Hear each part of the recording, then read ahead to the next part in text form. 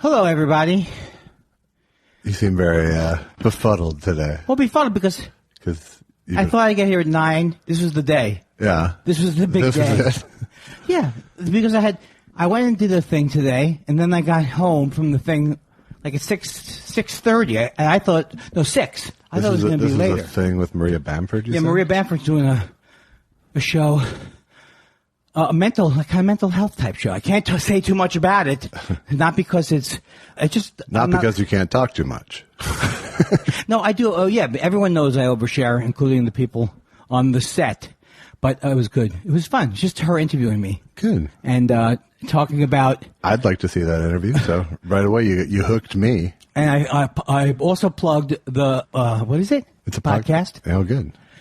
So that was good because the podcast relates. I said, we also talk about... Oh, do we? Oh, do we?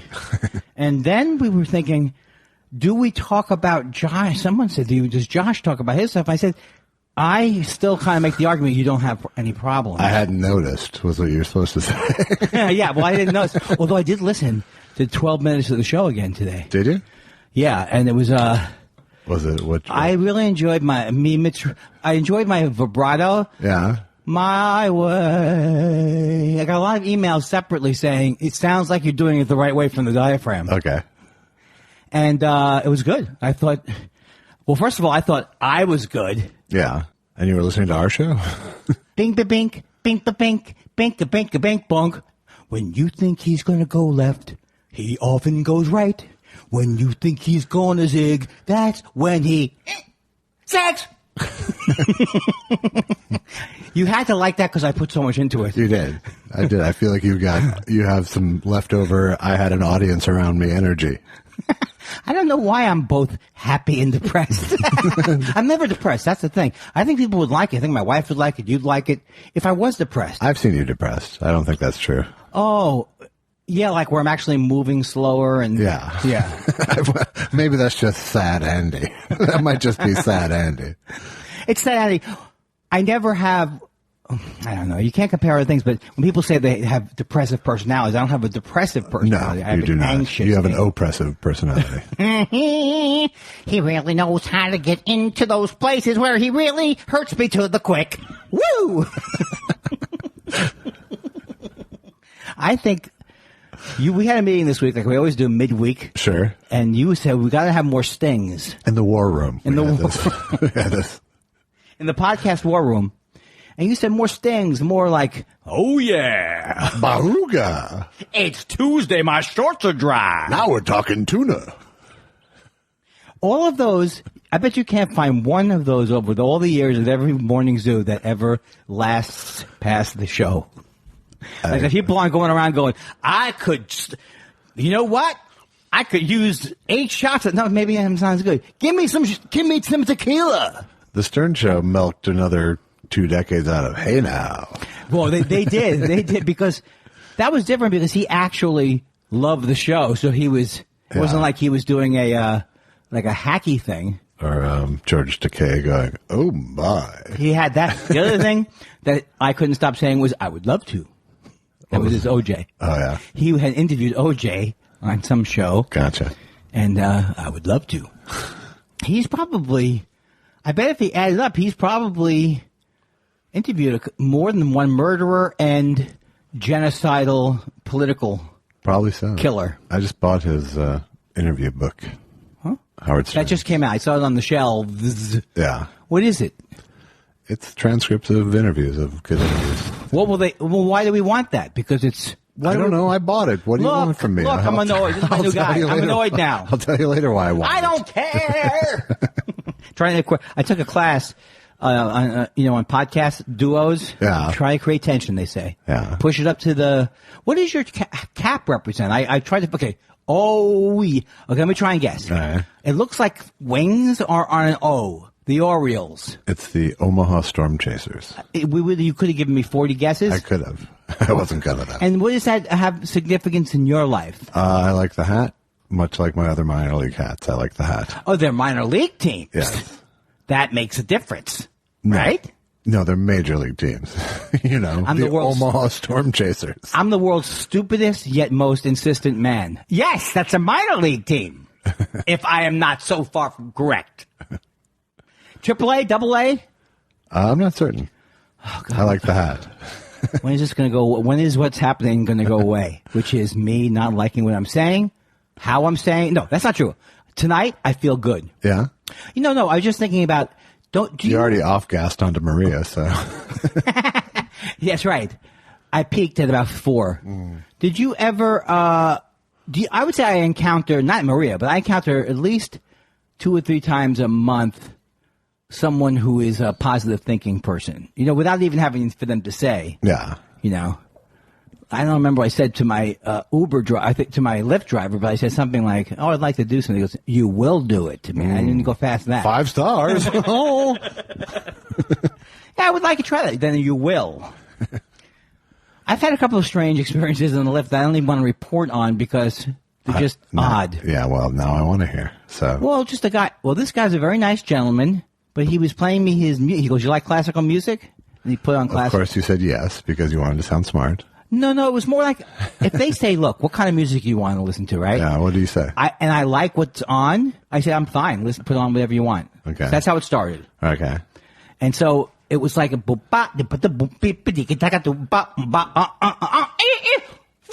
the whistle. That was classic music. You do the whistle. Music? No. Then he said, "Would you like to hear some of mine?" That's when you know you could be in trouble. Some of mine. Music. Oh boy. Now, part of me wants to be like most people, comics. The image of a comic would be like you answer him back in a Dennis Miller type Suddenly voice. Al Jaffe in the back seat. Scenes we'd really like to see, or No, Al Jaffe's snappy answers to stupid questions. I didn't know that was his. Yes. So you normally you don't want to say, "Hey, yeah, great, Chacho. Just keep your eyes on the and put some stones in there."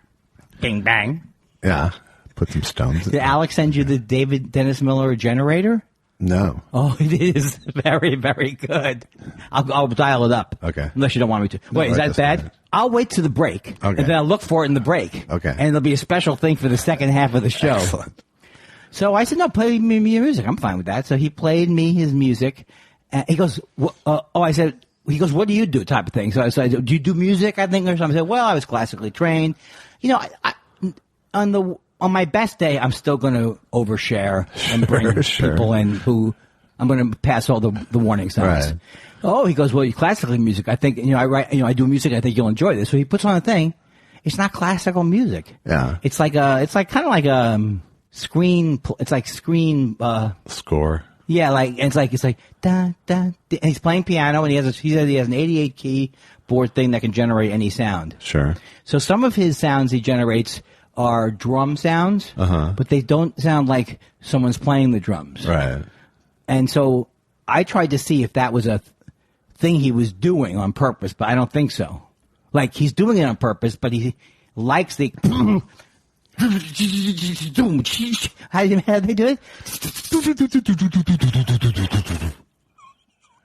And has the snare sound on those things? And then some things that sound like I heard them years ago, which is like. Okay. Now. And you remember Dr. Rhythm? You had one, I bet, even. Dr. Rhythm? Yeah, it was one of the first drum machines. No, I don't. That sound like you put in bossa nova, you put rumba in, and it sounded like ping pong balls. I'm an 808 man. What? No, never mind. Say it, I want to know. Is it MIDI? It's a Roland 808. It's a early hip hop drum centerpiece. And you had a Moog, didn't you? A Moog? No, but I had an ARP. Still have an ARP. What is an ARP? ARP was Moog's major competition in the late 70s and early 80s. And how do you play it? With a keyboard. And it makes funny sounds? It makes this is the ARP Quadra, so it has like 4 synths under one roof. Is it known for a specific sound, or is it all computerizing? I think ARP did the best strings early on. Oh. So when you'd hear, like, who did the Electric Light Orchestra? Did they use real strings? I don't know. Let's forget it. You can tell I'm deteriorating. Yeah. So, anyway, that was a little bit, these songs, here's what I felt about the songs. Okay. When the melody comes in, this could be a very nice song. All right. because it was all bum, bum. Do you think it was stuff that he was composing for a film that he was trying to pass off as a standalone? He's a music producer. Okay. That's his thing. Okay. And he played me something that he had produced of a woman in which she had a very nice voice. But, it's the thing is, there's no way for me to object.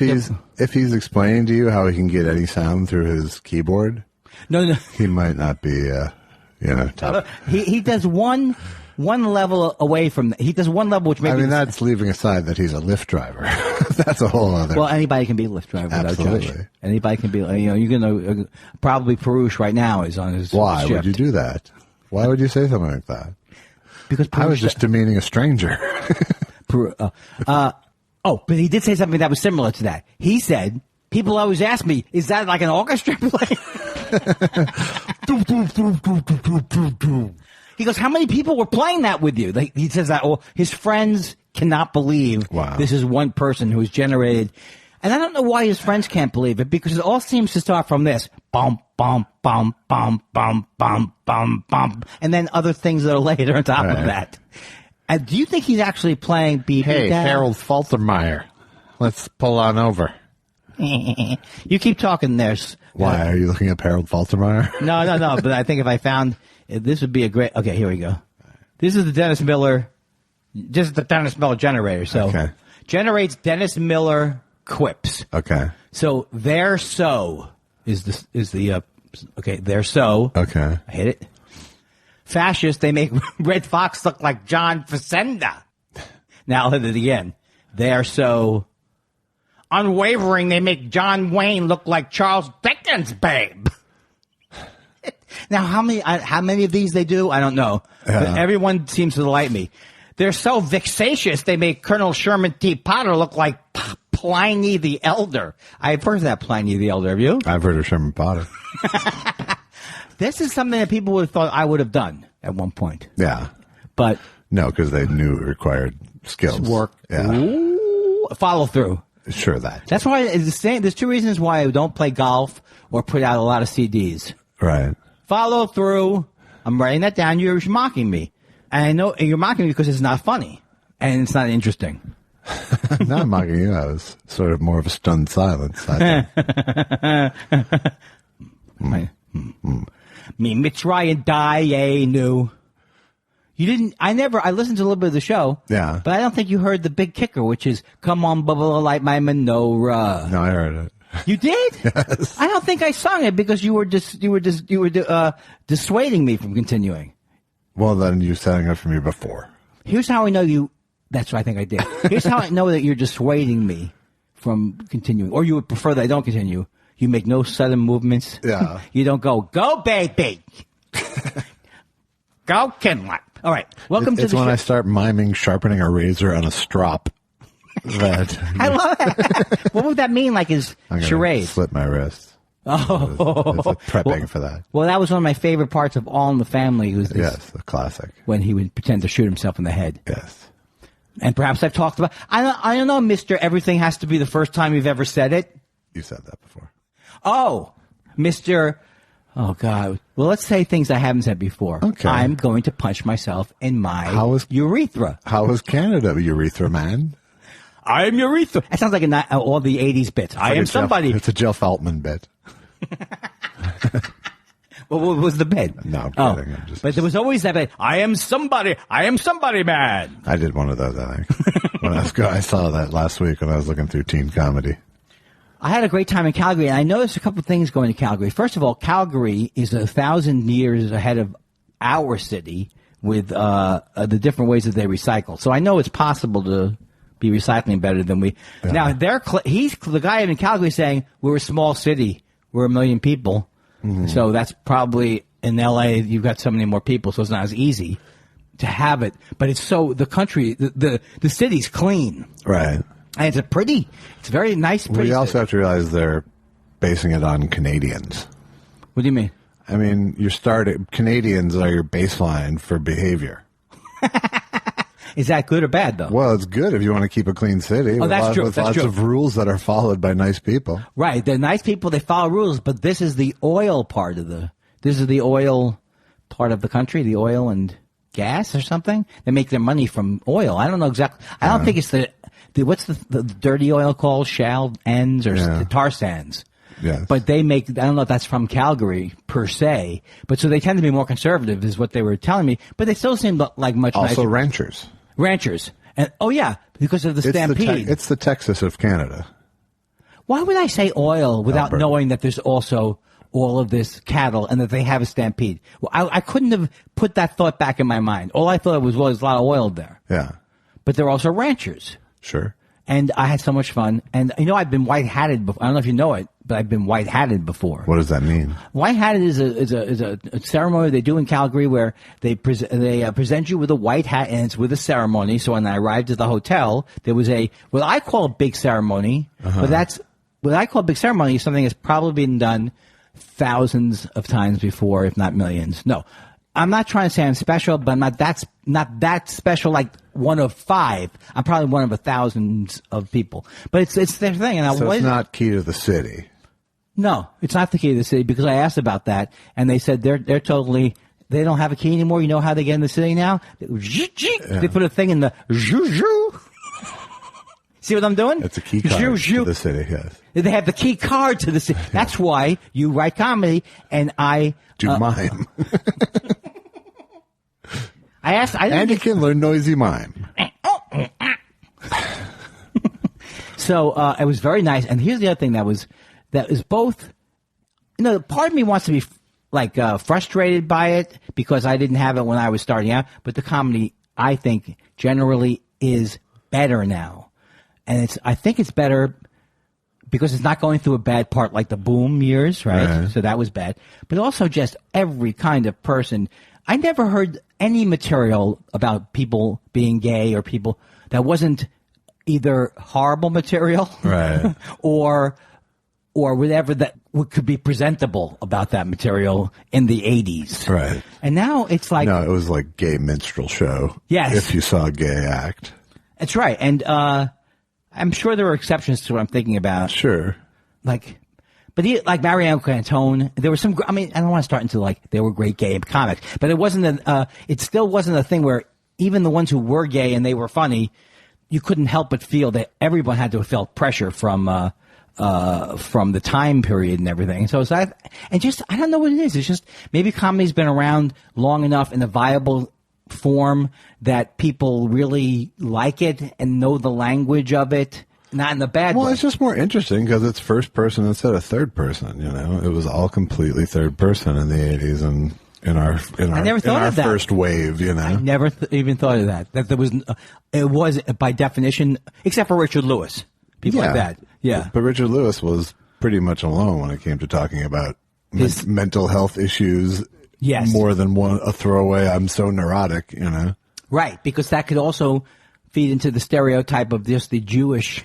Well, I would say probably the Woody Allen neuroses was before. Yeah, Richard for sure Lewis. it was before Richard Lewis, but I'm talking about in that era. Yeah. So, I know I'm not rooting for it. And I'm not saying I'm frustrated for any of I was just joking about that. It's not like I kind of want to make the joke. There's too many good people. I make a living from people being bad. So I don't really mean that, but it's pretty amazing to me. Yeah. And everybody was nice up there.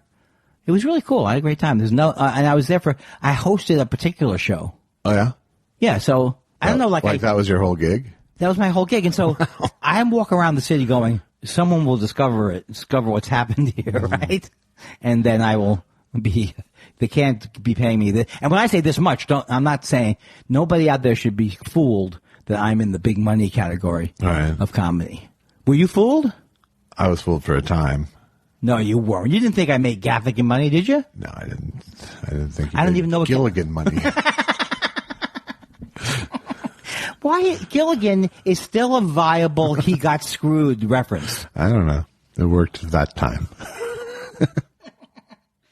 It's definitely true when you tell the kids certain references are almost done. They're just if they're not done, they should be done because you're already talking too much about it. Right. The other day, Evan Wilson, who used to have the podcast "Am I Right" with his partner Jesse. Yeah. Not his life partner, but he did not know, and maybe he's in his 30s, I guess. He did not know who Barbara Eden was. Yeah. And he knows a lot of popular culture, so it's not like he's walking around not knowing. But then I realized after a while, that show was a terrible show. It's going to be less and less funny that there was a show. More importantly, yeah, it's just, but it wasn't on in reruns for anyone younger than me. Right. We saw it a lot. 48. Were we watching new? We were probably watching new. No, well, me and you was different. I might have been watching them when they were new almost. I don't know. Probably. Yeah. It was in the 60s. I never loved it. No, I never did either. Yeah. I liked her. I wanted to sleep with her. I would have liked more space stuff if they did. You had Lost in Space. Oh, you mean for the genie? Yeah, Dream of Genie, yeah. I didn't know genies were from space. They weren't, but he was an astronaut. Oh, I forgot. He was an astronaut in that show? Yeah. See, I got confused because in the Bob Newhart show, Bill Daly was a pilot. He was a pilot. Yeah, and what was he in Genie? Also a pilot, but an Air Force pilot. Air Force. You see, this is how you know that you're good. Not that you're good, but it's not even something to be. You seem to never forget the details of things. I cannot remember one detail of anything. Yeah. Well, then we're a great team, aren't we? That's what people say. That was what I remember about last week. Last week's show was there was like 4 or 5 instances in a row of you going, name one thing where it's blah, blah, blah. And I go, blah, blah, blah. Wow. And you go, oh.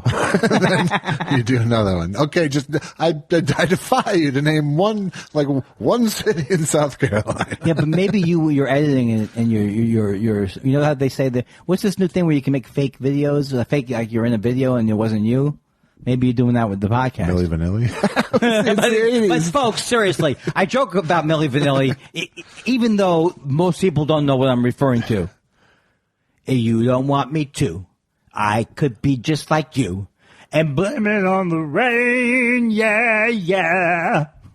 That was a deep fake right there. Blame it on the, oh man, those days, they don't write like that anymore since the legislation. So I had a fun time. I got back yesterday. And all my troubles seem so far away. Got back at night and, this morning, I went to the dry cleaner and picked up mail. Wow. And then went to this shoot. All in the pursuit of a great story. Yeah, and that's the thing. Maybe I'm just one of these people who doesn't tell a good story. You know what I mean? Could be. Or it could be that I don't have an interesting enough life to report back to you. Yeah. What are you? What am I? What is it? What are you in charge of me now? What am I, Ted Bundy? And I'm supposed to be confessing the murders, and you're saying if I'm writing how many women I killed? I don't know. That was a bad thing. Glasses? Yeah. Slashes. Susan's dark glasses are in the car. Okay. Dark glasses. I gotta remember them. All right. Sunglasses? They're sunglasses. That's why. Yeah, they're sunglasses. Okay. But she likes them because they're polarized or something. I don't know what it is. These kids today with their sunglasses. So what's been happening with Mr. J. Elvis Weinstein? Not a ton. I've been writing a lot the last week. For us? Some for us. Yay. I've been divvying up my time between a script and that. And I'd say the big news is that my album, J. Elvis Weinstein Chunks, is now available for pre-sale. No, it's today. not. It is available today for pre-sale, July 1st. Oh, you mean, are you researching when next Monday is?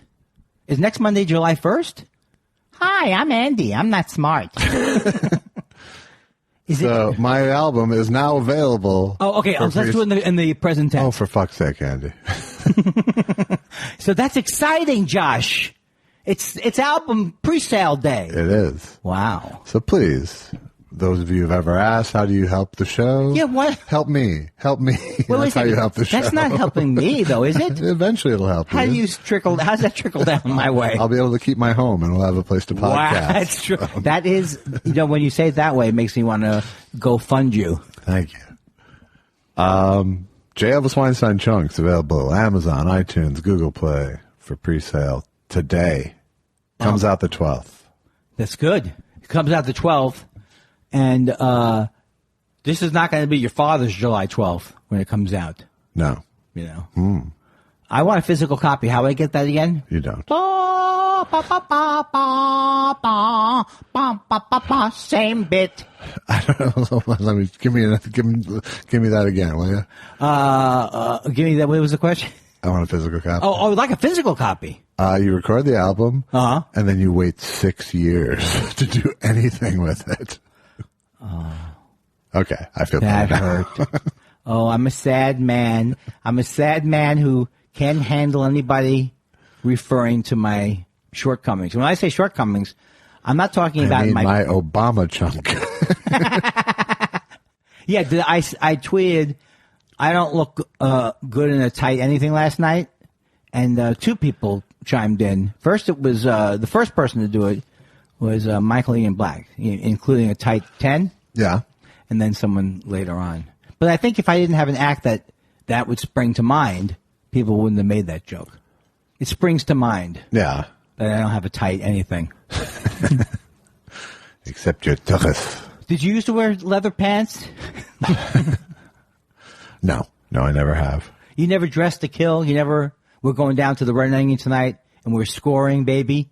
Well, I dressed to kill, but that was like a coverall. So. I never enjoyed the being single. I think the only way I would have enjoyed the being single part of being single would be if I drank a lot or something. Yeah.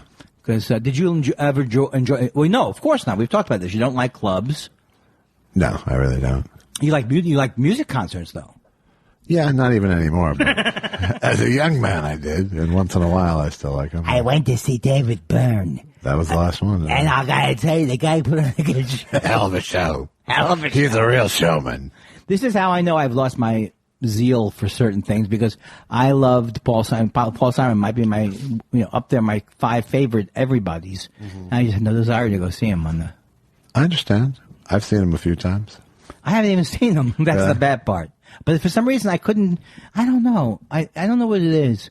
But I wonder if people's relationship to going out and seeing live music is because I don't know. Is it other countries? Is it or another? There's this place where people go out and see live music more, and it's more natural. And absolutely. Well, yeah. Like in England, people go out all the time, and people people go out without knowing who they're going out to see. Yes, and certainly in LA, it's very destination based. It's not. It's people have their loyalties to who they're going to see here. So right. Yeah. I mean, people do go out, obviously, but not people like us. I never have been on a line. I've never been in a line outside of a club to get in. Yeah. I mean, I've never waited because it was so crowded to get in. And I didn't. No. I'm not saying I jumped the line. I just would leave the line. No, of course. Almost nothing is worth lines for me. I know. Like, there's I would never be in the Franklin barbecue line or the Cronut line or the new iPad is coming. The thing is coming. No, out. I never would. What is that? One of the ones? Is that donuts?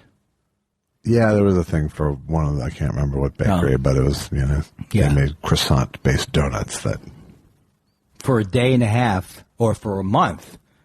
It sounds good. For a long time, people lined up for them. Well, I like the thing that's a croissant that folds in on itself. It's called a Queen Amman. I'm saying it wrong. Yeah, but you went with croissant, which is... It's a croissant, but it's folded in on itself. Yeah. Well, I don't know what that means. Filled with a black hole. I believe in black... I was one of the first people... You believe in black holes? Well, yeah, before really they found it... That's a controversial stance. I don't think they ever had a picture of one until recently, right? No, they finally do have a picture. Yeah, so before... But it's like... My thing is based on being on high on acid and then looking at the ceiling in the dark and then seeing, That looks like a singularity where time and space cease to exist. Yeah. And when people say the event horizon, I know exactly what they mean, but it still sounds all crazy to me. But it's getting sucked into that hole so fast. Everything that you can see is getting sucked into the hole. So all you can see is the ring around it. Yeah. That's pretty cool. All right, save us now. Save me. I feel like I started off with a nice run. Rush was more accurate, actually. Yeah, I came in and I bonded with my best friend. Right. Which is your dog. Right. Lucky. And I felt good. But now I feel like, what happened? Certain emptiness. Well, I feel that all the time. Well, we didn't do a movie. That might be the void. I know. I feel bad about that. Do you want to report about the movie? No, I didn't watch it. Oh, so even as of Sunday night, you hadn't watched it. I think Sunday afternoon was when you wrote, wasn't it? I don't remember exactly. But yeah, but no, well, it wasn't available to stream. It was only available on YouTube. So I did, once you said it's off for this week. Okay. I ordered a DVD, a Criterion. All right. And so that will be next week. Yeah. Or are we going to wait? Yeah. And do something. And that is for those of you who are listening, hoping to find out, because did we tease it? To be or not to be. Yeah, we teased it. The Ernst. A lot of people ask me why it's not Ernest Lubitsch. And I have to explain to them that it's German. Andy Kindler, Movie Talk. Hi, we'll be back after the golden age of Kindler. Yeah. Do you think anything about my life will ever be referred to as the golden age? More like in a retirement village way. Would you retire with me to like a place like Camarillo? Would I retire with you? Yeah, like you and I would be like a bit. What's the ages going to be? Well, you'd have to be the youngest. If you hold out to like 95, I will. Well, I'm thinking, are you thinking, okay, if I go in. That's what, 4 or 5 years? Well, age jokes, they all seem to be nice. Oh, I can tell you about something I did see on the plane. I saw Jim Carrey's new show, which is called, and I just want to say, Jim Carrey's new show is hilarious. It's not, though. Kidding. That's one of my pitches for our speech. Yeah. Kidding. I couldn't remember the name of it. So well, it is. That hurts the joke. When you go on your movie thing, you're going to find it under. I saw several episodes of it, and I lost interest. Did you like it at the beginning? I was just wanted to see if it was going to gain steam other than I'm weird. Well, first of all, aren't they? I'm doing a dark version of my Andy Kaufman now. Also, aren't they ripping off like the premise of Mr. Rogers? I mean, it almost seems like they're taking directly from his life. Well, I think it's fictionalized enough to not get sued. Right, but why? I've said this before about other things, and I'll say it about this. Why drag him into it?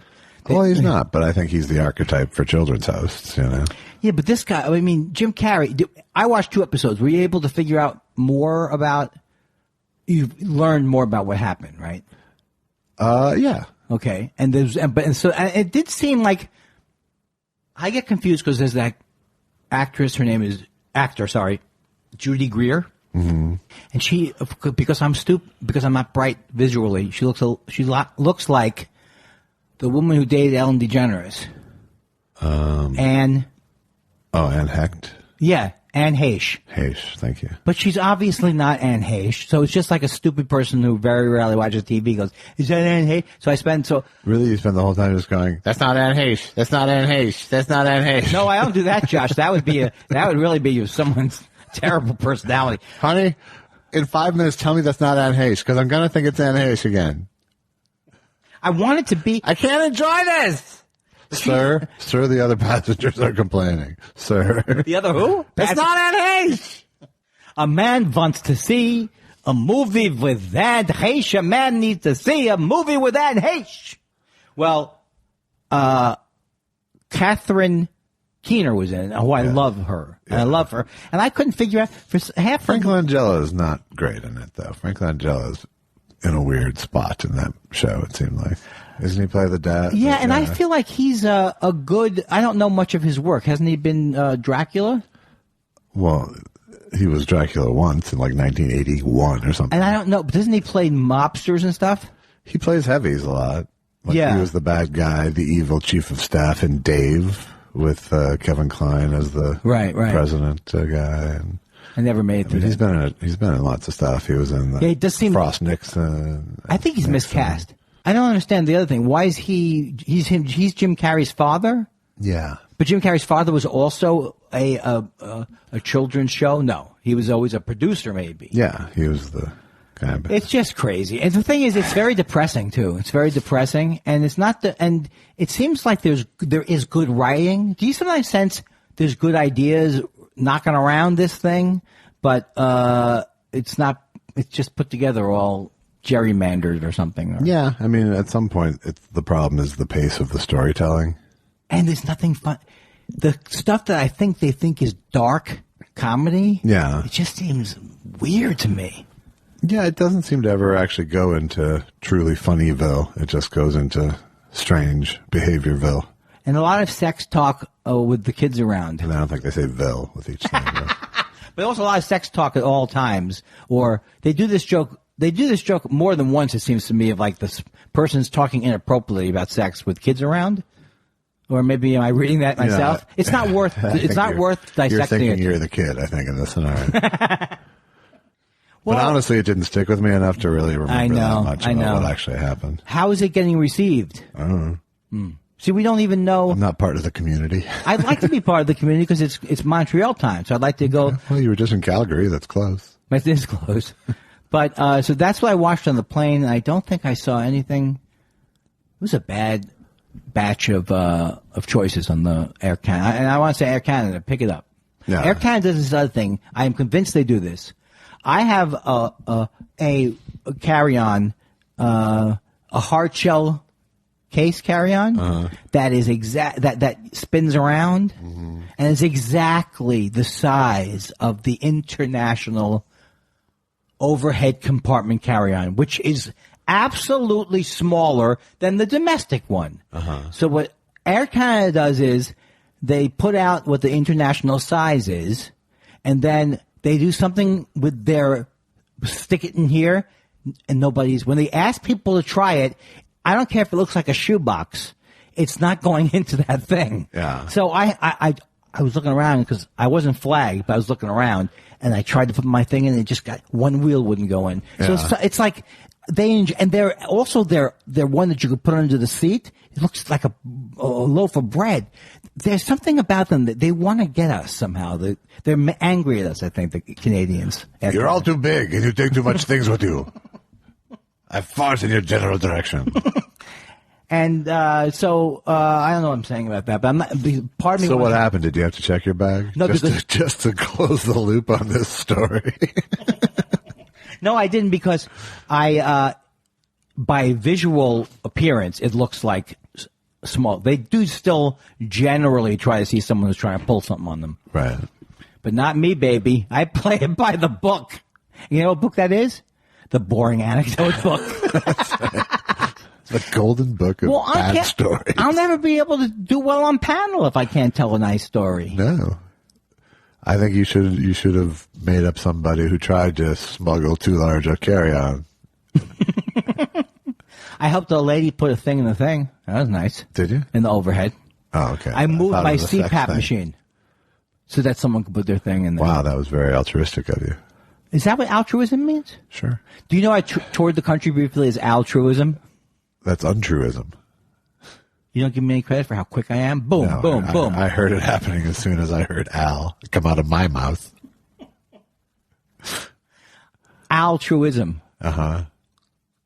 You know, I discovered that you can do 1 million jokes based on anticlimactic. Yeah, and we knew that. And we knew that, right? You know that already because I got a whole new batch of brewing. Do you? Well, I have to do a TV set just for laughs, and I have not handed it in yet. And I'm Andy with a deadline, people. There is no greater meltdown. Andy with a deadline. No, here's what happens. I'm going to call Andy on Wednesday. I have to get the set in. I have to get this. It wasn't that the ice cream had to go in I wasn't in a car, right? I wasn't bringing ice cream home. I have ice cream. I have ice cream. Before we knew each other more intimately, and I don't mean that in the way you're taking it, did you just think I was an odd fellow? An odd hermitic fellow? No. You thought I was one of the greatest people. Full-blown crazy, I thought. I'm starting to lose my zest for true crime. Are you? Yeah. It's just the killing and the solving and the killing and the solving. I think it's like I like the things that are really like I've been watching Columbo's again. Yeah. And those seem to delight me more, even the ones I've seen a couple of times. Like I saw the one with Jack Cassidy as the magician. Yeah. That's the greatest. He's the great Santini. And The Great Santini was the name of his character? Yeah. Really? Isn't that weird? That has to have been way after. Before. It would have been before. Before the Great Santini. Yeah. He was the Great Santini. Wow. And Jack Cassidy is a very good villain. He really is, because he does that smarmy thing. Just ask David Cassidy. He was kind of not a good dad, right? I think he was not a good dad, yeah. And he was married to Percy Lane, Shirley Lane, Shirley Booth. Shirley Jones. Right. And then she had to marry, what's his name? Maybe Marty she's still married. Ingalls, yeah. That's not, what's attractive about I'm Marty Allen? I would like to ask your hand in marriage. Marty Ingalls. I'm Marty Ingalls. It's even worse. I'm not as famous as Marty Allen. And he used to host on AB's AM talk radio. I can't even talk crazy. And then the other person who would host would be the person who you are most know as interesting but stupid. Artie Johnson. He would host, when he would come on shows, he would be very similar to your friend Foster Brooks. Yeah. Where he would be like, well, he'd be talking like this. Because it's 65 degrees, this is Artie Johnson. And then someone will call up, hey, can you do the very interesting guy? Well, that's not my job here on the air. Do you think anything is there a verisimilitude?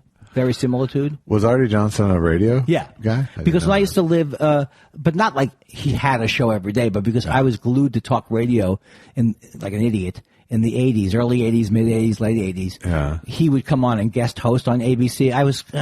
Do you remember Michael Jackson? I'm Michael Jackson.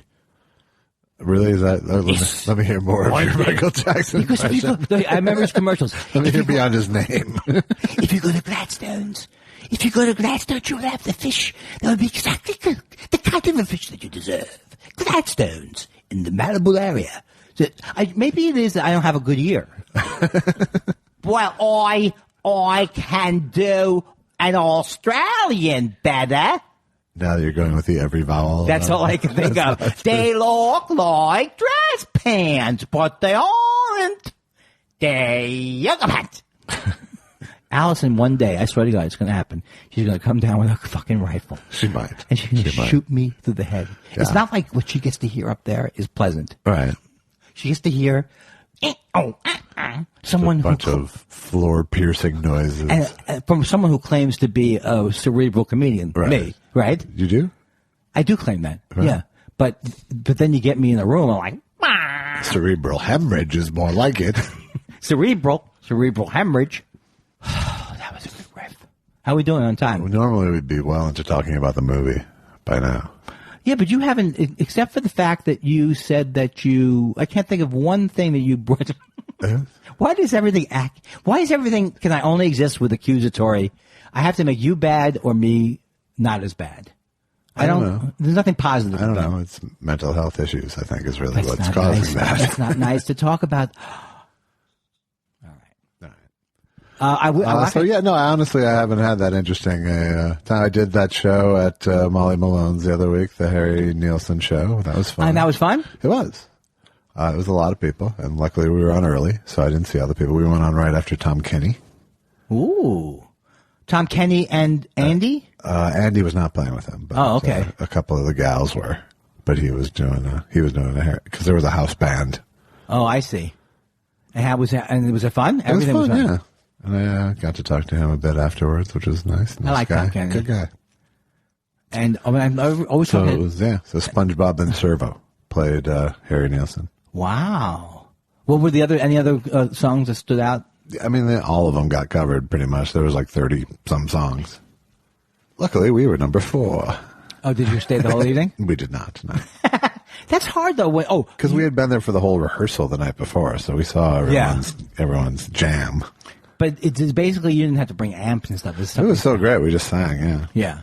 It's all set up. Oh, you didn't do any playing? No.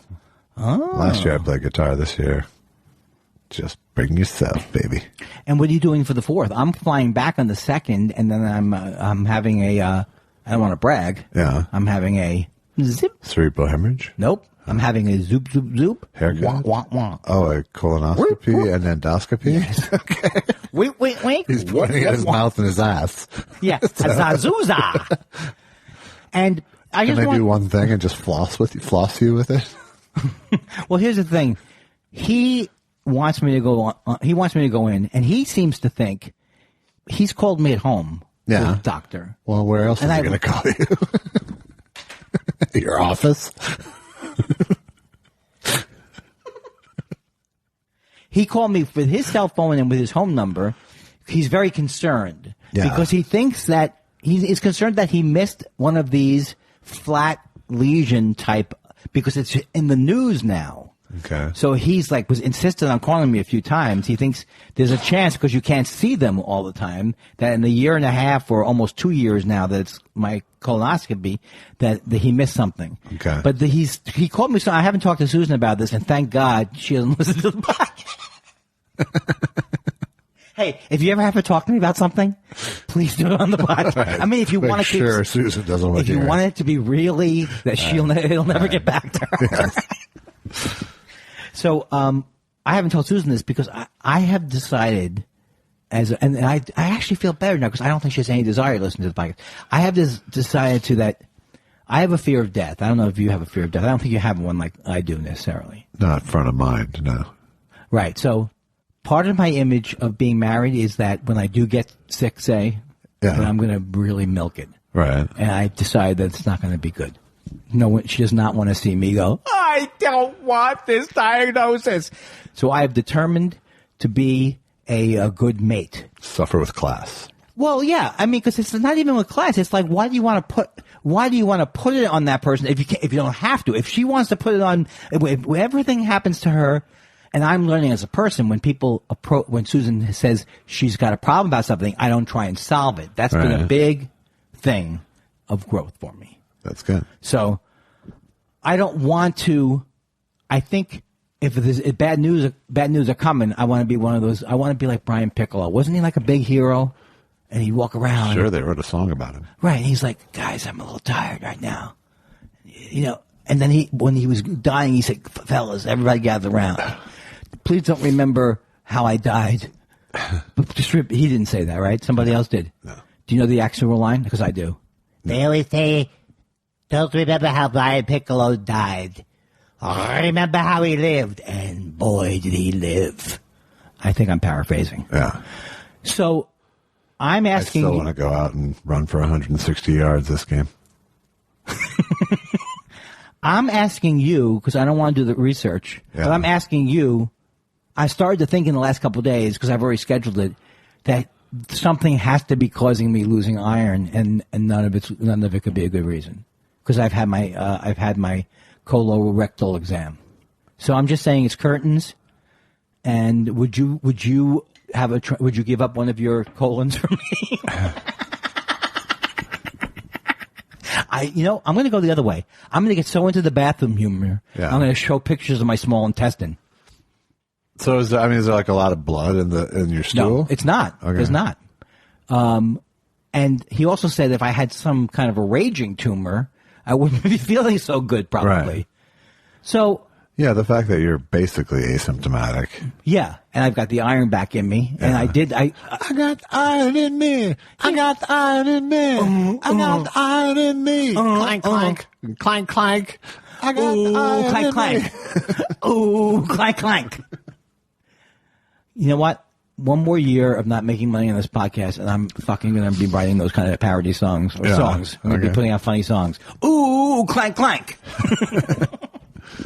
So when is that? That's on the what That's day? The day after the Independence Day. I'm going to be, yeah. Okay. Well, good. We can talk about it on the 3rd, which I think we're podcasting on. Oh, we are, right? Yeah. Or something like that? Yeah, because of my nonsense. Yeah, because you fucked us up. Why don't we do it on the 4th? We could do it while I'm taking my preparing thing. Yes. Hey, look, babe. Maybe you need a little more apricot. Apricot. Do you know people used to make a meal out of just the daisies? Is it spicy? Will it make me evacuate completely? It is spicy. Excuse me. It's about my last meal. Very depressed. I know I'm going to be killed in 2 hours. But can I ask you something? I'm debating between the regular steak and the steak with the peppercorn sauce. That sounds good. But it is my last meal, and I just have one question for you. Will it be spicy?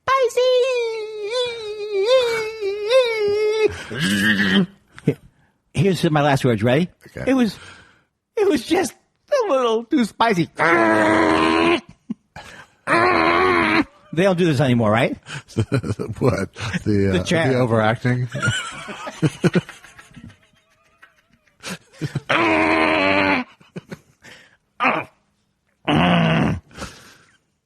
Or is it this one now? Yes, please present your vein, and we're gonna put fucking. And we call ourselves a society. Hey, did you record yourself hosting in Canada? I think I did. So you want me to provide that? Yeah, I'd love to hear some Canadian content. Hey, you know what? Why don't we take a break? Okay. You think we can really? Because I'm really going on a think we plane. Can I even have the illusion of things going well? Can we take a break early? Because I have to get on a plane. And I will pull a set from it. Okay. And, oh, no. You know what? I thought you might be interested in some of the stuff that happened up north. It's pretty exciting. It's such a I'm a horrible man. It's a little echoey, though. That doesn't matter, right? Is it audible? Is it like an annoying? I don't know. We'll listen to it during the break. Okay. All right. No matter what, here's a little piece of Andy's stand-up from either Canada or some other set. Or out of my tuchus. Or out of his tuchus. I'm Andy Kindler. Please give a large thing from me. Look at this, folks. They have spared no expense. I'm taping my show. These are not notes. They're the lineup, although I wrote notes on there. So, I have a friend. I'm going to start out with some edgy material. Don't you hate sticks? All right, so I like that one. Edgy material, right? Don't you hate sticks? I like to take time out of the show I record the show, but I never listen back because I hate myself. Edgy material. What's up with sticks, right? Huh? I take time out of the show, less comedy that I'm doing, but you get to see it's like breaking the fourth wall and installing a glass door. Look, you can't wait till the end of my set to decide if I'm funny. You hop on now. I can't take that grudging thing at 10 minutes. Look at this, folks. All the big acts, Elvis, Costello, always, they make them wear a wristband. You know what I'm saying? That's how you know you're a big star. You can't get into the... And I said to when they get it, I said, do I have to wear it? They say, yes, you have to wear it. And I've been enjoying this wristband more than I thought. It's fun in the shower, right? I like to get a French fry and then maybe I didn't think about ketchup. Yeah. With my sled island. I mean, come on. Don't they have computers or something? Couldn't I have worked on this bit earlier? Now look, it's all new material, folks. I wouldn't call it material. I can't hear can you hear me? I can't hear myself that well. But if you can hear me well, I don't care. In fact, I would be happy if the words coming out of my mouth were silent and they were on a delay and you heard them somewhere else. See, I did the same thing before and you didn't laugh. But now I said things that were funny, all of a sudden you laughed. Where were you before? I have a podcast, folks. And it is unbelievable. It is that's where the money is. That is where the money is. And I've learned a lot about podcast listeners. Podcast listeners, they like to have food delivered to their home that uncooked. For some reason, they're crazy about that. And then they like to prepare it. They like to pay for the privilege of preparing kale. Podcast listeners, they hate the post office. They all have it. They're into the post office. This is the best this bit has ever gone. So I'm very proud of you. You listen to podcasts. You know, podcast listeners, they're mostly very wealthy, and they employ lots of people. But how are they going to have time? They don't want to take time off from listening to podcasts. They use ZipRecruiter. ZipRecruiter. How many of you in this room have said, I need to hire someone for my growing business? But it's such a hassle. Podcast listeners, they love a clean website. You don't try and square. I have my own website generating company. It's called Rhombus Space. Rhombus space. Are you ready to make it a little bit not equidistant or parallel? I don't know geometry. Otherwise, I would add it on to that bit. Right there. Am I getting any laughs at all? Can you lower the ceiling? Folks, are you sure you can see over the heads of the people? I would like this to be raked even further up. I would like this to be a show and a ride. You're hanging in. Hanging on the edge of your thinking. I'm not good with words. Folks! So we're back. And, I didn't tell you. That was hilarious, I assume. I think it was good. You know what? I have to hand it to myself. You know, I knew I was this good. A masturbation reference? Folks, I'm sorry. No, I'm sorry. You know, I have to tell you something. Frankly, I'm sorry too. I have to tell you that I'm becoming, what is it when you doesn't bother you anymore? I'm becoming immune to not liking it, but bathroom humor and stuff like that. Yeah. Although I still don't like when I'm watching a TV show and I've got my food prepared. Yeah. And the housewives, the Real Housewives, can't You're stop just talking. preparing us for long stories about your keister scope. I like that. What if I was one of those comics who was like a country comic? Yeah. Hey, I don't know if I'll let you know there, Josh, but I'm getting me a keister scope. Really? Jethro? So hey, do you want to ask them? Yes. We won't ask them so much, but we'll answer away. I think maybe is it possible I beat you today to announcing the new show and the audience thing, or neither? Announcing what new show? That there was a new show out in the morning, because that's all I think about 24/7. No, you do. You outdrew me. So you have a life. That's happening. Maybe Right. if that's how you want to. Yeah, I think it's a bad gauge. Chris Olson says, listening to last week's show and the question about where to live after Civil War, I screamed, Osaka. Did you hear me? I can get you bad, poorly paid teaching gigs. Let me know. I'll keep the porch light on. Well, you don't want to go to Osaka, though. You want to go to Hong Kong. No, I don't want to go to Chelsea. I do want to go. Is your name Luca, and where do you live? Well, we moved. I'm in a trailer now. Ding, ding, ding, ding. Septic the Third wants to know, Andy, why does Tim Heidecker hate you so much? He does. First of all, I think it's actually, I think it's Tim Heidecker. Tim Heidecker, okay. Yeah, but no, I don't know, because I've said it to him several times, and he looks like he's getting mad. Yeah.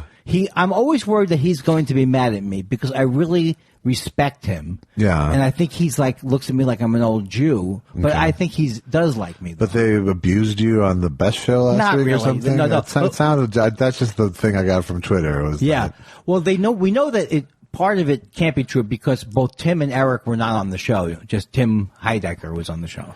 There was no Eric. Okay. But when I've been with Tim and Eric, I'm a little intimidated, because Eric's a really big guy, and he's like an alternative guy. Yeah. And so when I'm trying to joke with him, I'm just afraid he's going to say, look, old Jewy stone. Hey, Stickmeister. Hey, Stickmeister, Andy, you cut it back a little bit.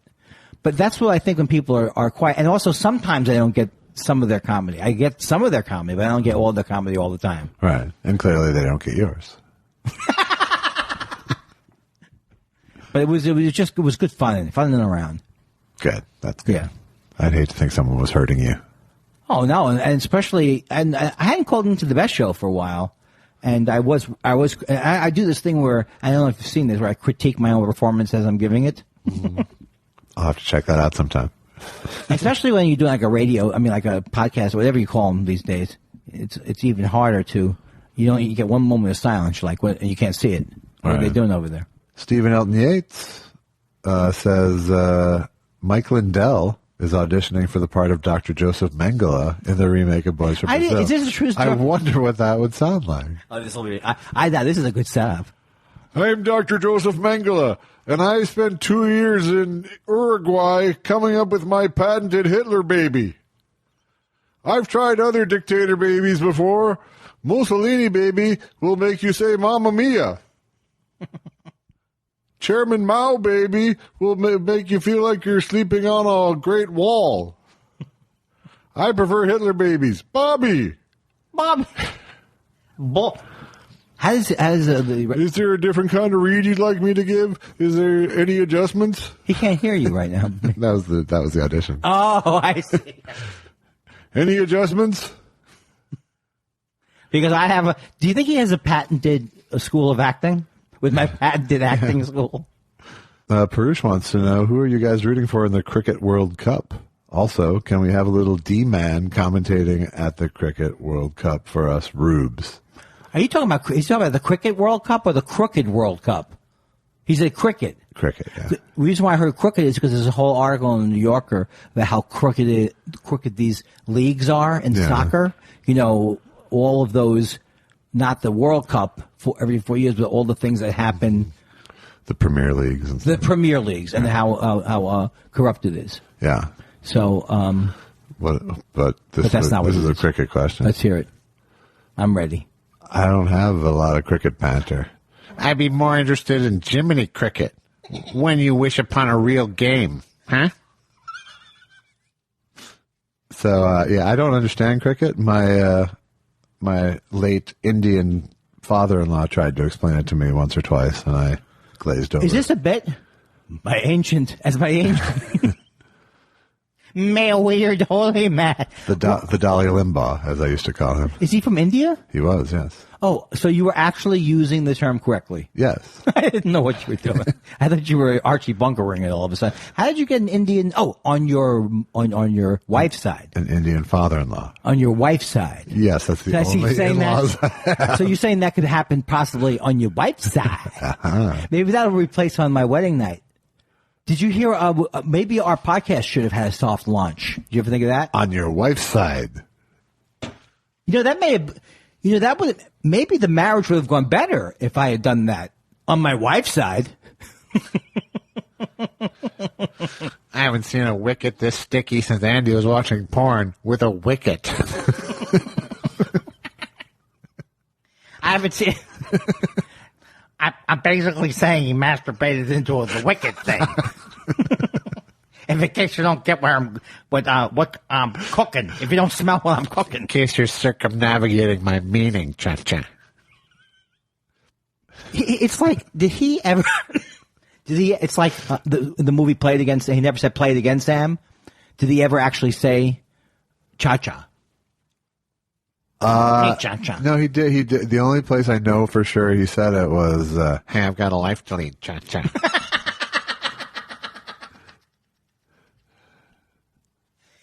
He should get therapy. He should be in therapy. I bet he's had therapy. I don't think so. He's such a narcissist. Well, that's the thing. But narcissists go through that phase. But they get a therapist who says what they want. Oh, yeah. I didn't say he had good therapy. Helpful therapy.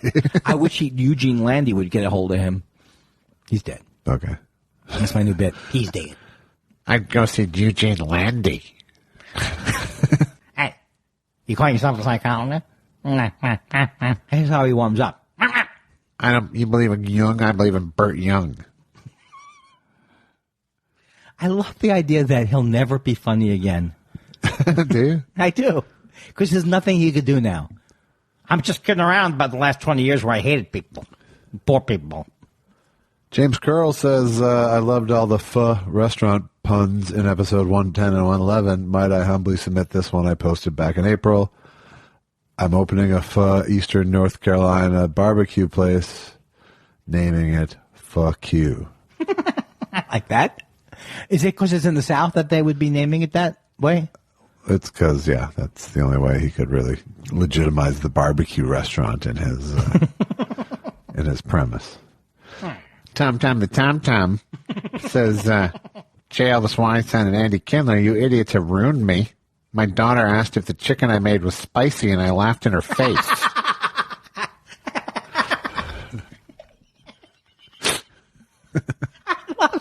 I love it. I mean, it's not going to be. I'm not claiming it's going to be as big as Jack Benny's cheapness, Right? But it's certainly 50. I'm thinking. I have one more question for you, Chef. In terms of the food. Hey, Zed, spicy. Zed, spicy. Tweet Bahara. Tweet. Twiddly-deet, twiddly-deet, twiddly-deedly-deedly-deet, twiddly-deet. Tweet, tweet, tweet, tweet on Van Nuys. Tweet, tweet, tweet. That's for you SoCal listeners.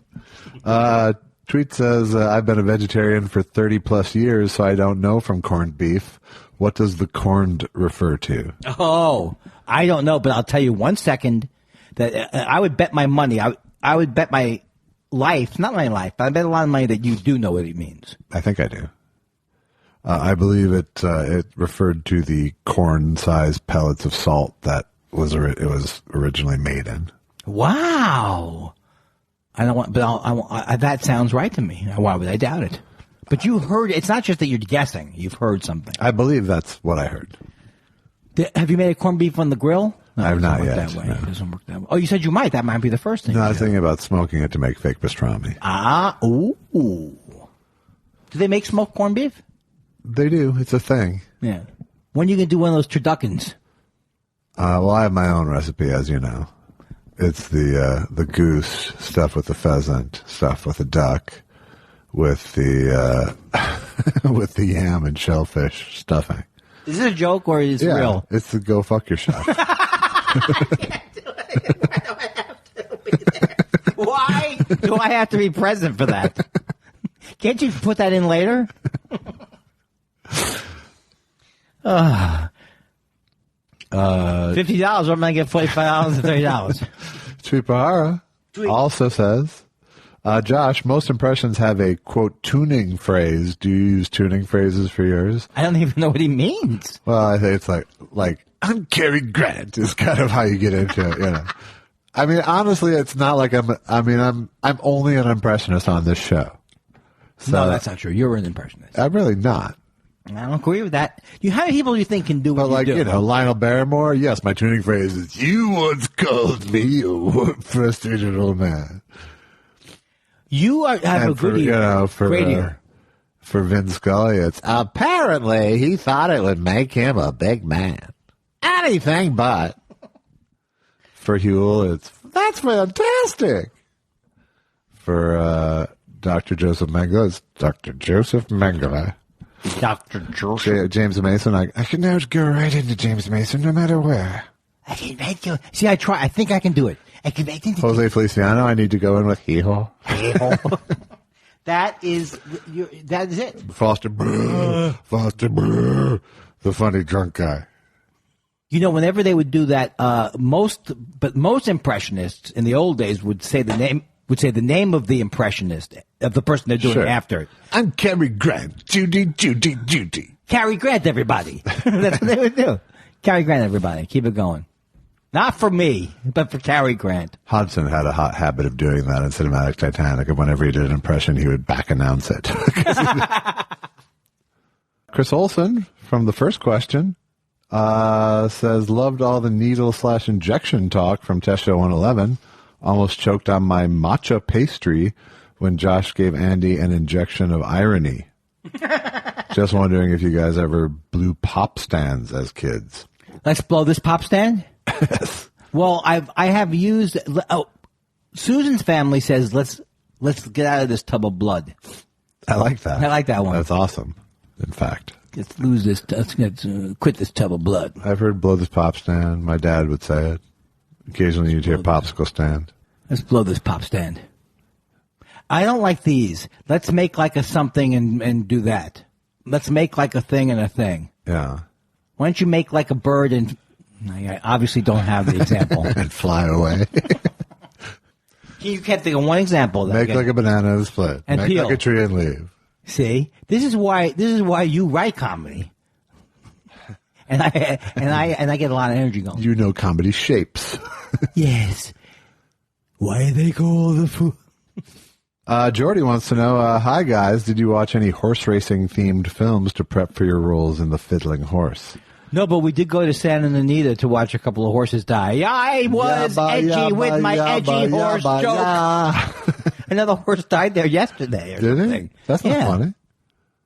It was a right-wing dog, a horse. Jordy went on to say, how about one for homework before the September film release? I don't know if it's a September film release anymore. We don't know. I don't know. I don't hear from him anymore. And we don't talk about it. Before. Well, that sounds ominous. Before this AFI list finally kills somebody, he's suggesting California Split, an Altman film, or The Killing, a Kubrick heist movie. Ooh, I liked.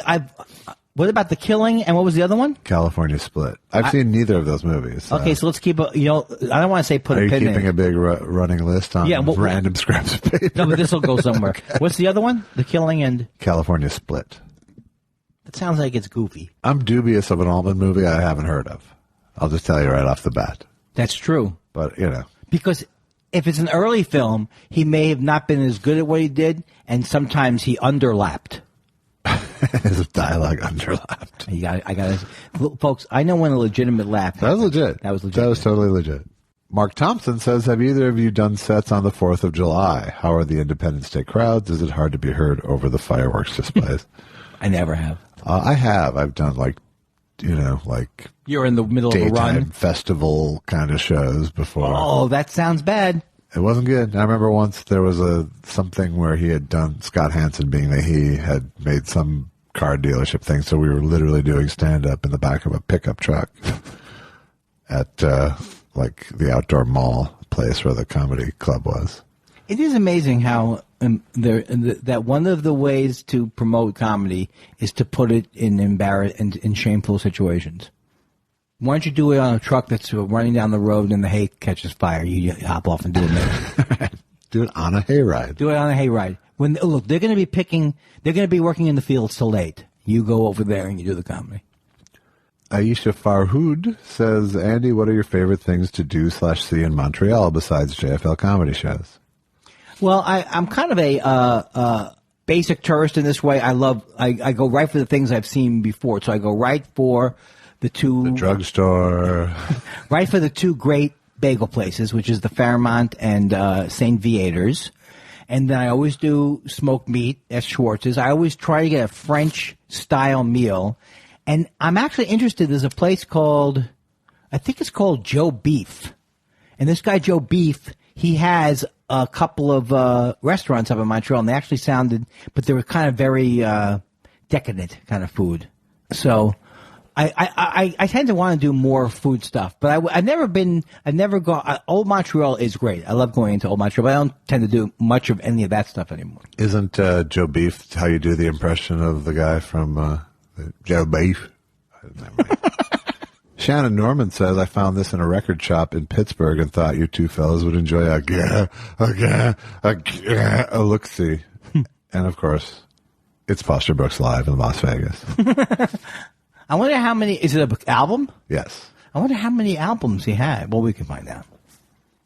Or does she want you to do a bit from the... He had a box. A collection came out. Y'all schmo-weed says, I have this vision in my head of show number 1. It's live, and you're both wearing top hats under tails. What do you think show number 1 would be like? Also, do you think season 2 Freaks and Geeks would work? 30 years later, same cast, next generation? I would watch that in a minute, and I think it would be...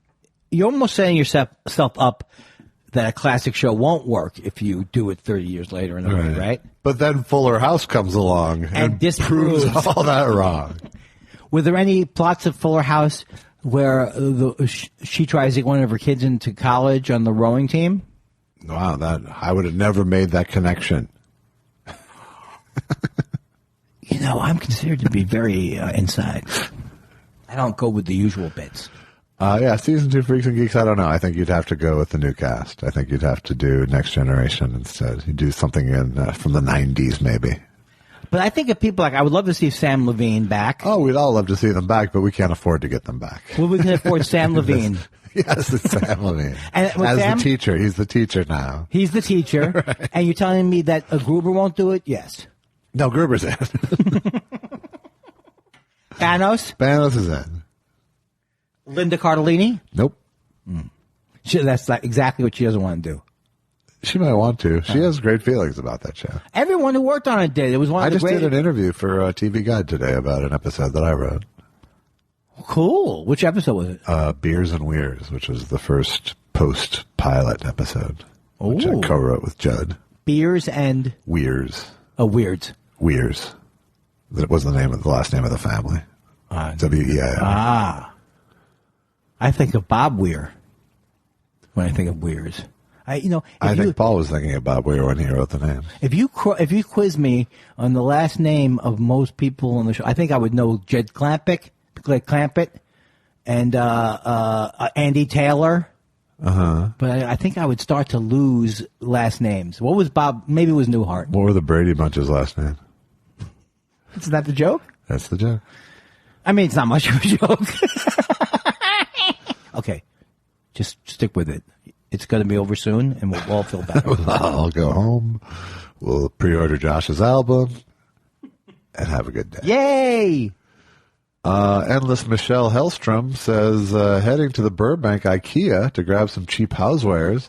And I was wondering what Huell Hauser would say about the world's biggest IKEA. He did remember when he did that whole tour of IKEA? This is the world's largest IKEA. It's amazing here.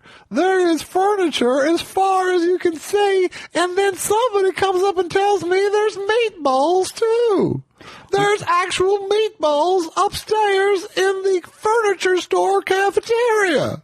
It's fantastic. I bought myself plenty of items. I bought the Hemscom. I bought the fig. I bought the plumfist. It's fantastic. And he'd walk into the sections. Now, what are you selling? Now, what's this all about? Now, this is particle board. That's amazing. It looks a lot like wood until you touch it. So this kind of... Is this a weight-bearing couch? Doesn't some of those things have, like, those particle boards have, like, weird treatments to them that make you sick? Probably. They make you sick of your furniture falling apart, am I right? Hey, I got one of those I got one of those football phones today. Really? Yeah, it's... Will Pfeiffer says, Josh, rewatched Freaks and Geeks again, this time with my 13-year-old daughter. Her review, that was very relatable. Nice. That's pretty cool. It is. I really believe that show is one of my favorite shows I've ever seen. But of course, it's hard for me to separate the new people in it. Right. That made it extra exciting in a way. Yeah.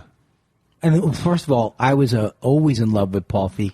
Paul Feig, from the people that I started out with, there really was no truly nicer guy than Paul Feig. This is like at the Variety Arts Center. He was funny and just always nice and supportive.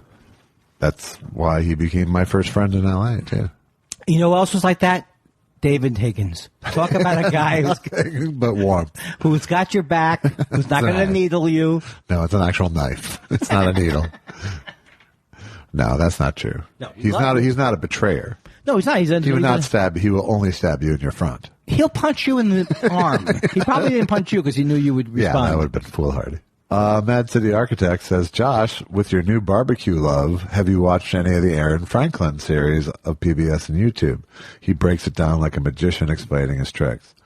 I've seen him doing stuff, and I saw him, I just saw part of his masterclass thing, too, and it's kind of the reason I bought a pellet grill was because I'm not, like, deep hobbyist like that, where I can achieve good enough. Right. With this and not have it, where I have to mess with the fire and, get a philosophy about how I want my smoke, Yeah, you don't want to talk in terms of Josh Flay.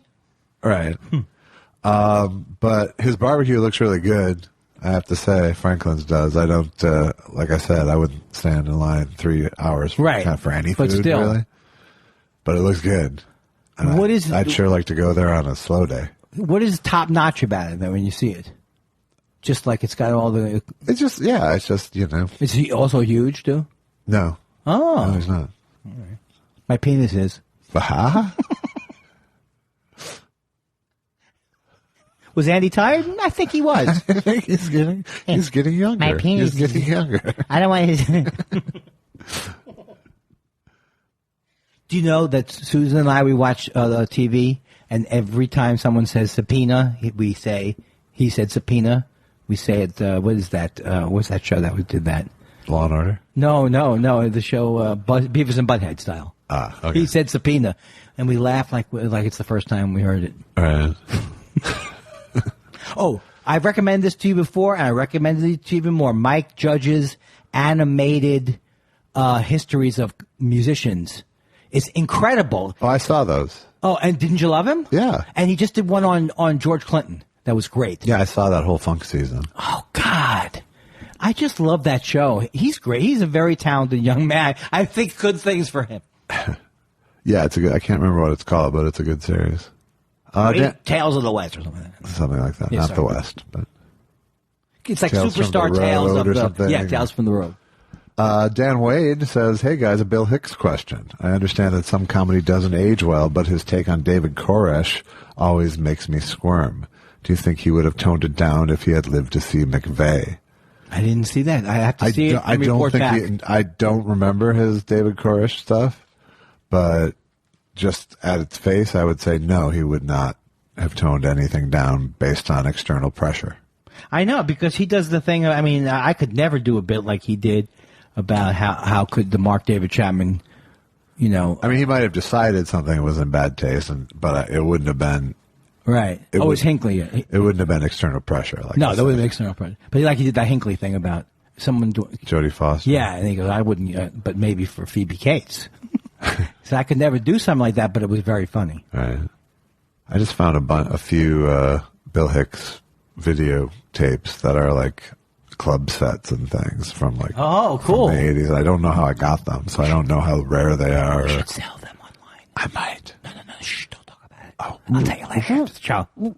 Funny bits off the mic. But I have to watch them because I don't like one of them was like, you know, a set in a club in South Carolina or something. I was wondering, and I mean, I'm sure it's not going to happen, but I was wondering if anyone had taped his Igby set, that famous Igby set that was, I think, his last set. I don't know. He died too young, and that's all there is to it. Chaotic Neutral says, "Who do you wish you could write for?" Andy Kindler, ladies and gentlemen. Oh God, you made me sick. That's actually what I'm planning on doing tomorrow. I was working on your thing. I don't actually. It's like there's no one I dream of writing for. I've never dreamed of writing for anybody, but other than like TV shows, you know, like Letterman, I kind of felt like wanted to write for that show when I was young. But you know, it's just something that I do more than something I strive to do. I think it's more like a fantasy thing, like you're saying. It's like I'll think about myself and I'll think. But all the people I think of that I have the most respect for are writing their own shit. Yeah. You know what I mean? No offense. It really bothers me. It really bothers me, except I couldn't. I didn't really hear it.